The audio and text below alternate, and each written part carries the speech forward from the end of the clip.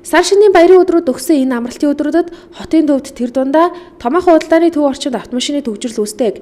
Иймээс нийслэлийн цагтаргааны захирамжийн дагуу хүчин шанхар зах орчмын замын хөдөлгөөнийг нэг чигийн болгон төр зохицуулт хийхээр болжээ. 1-р сарын 18-25-ны Бямб гараг бас 1-р сарын 19-26-ны Нэм гарагуудад Дэнжин мянган авто замын хөдөлгөөнийг хүчин шанхар худалдааны төвийн зүүн урд уулзраас хойш Үерийн далангийн уулзар хүртэл урдаас хойш чиглэлд.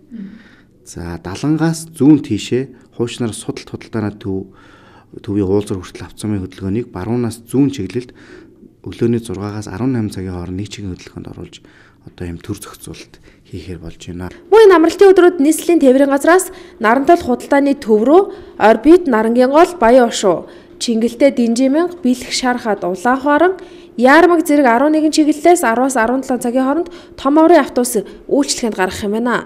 Буйхан автобус нь Нарантол худалдааны төв рүү 10:11, 12:14 цагуудад явах бол 11 цаг, 12:13, 15:17 цагуудаас Нарантол худалдааны төвөөс буцах юм байна. Нийслэлийн 11 одоо маршрут цэгээс Буйхан автобус иргэдэд үйлчилж олон улсын худалдааны төв Нарантол руу үйлчилж байна.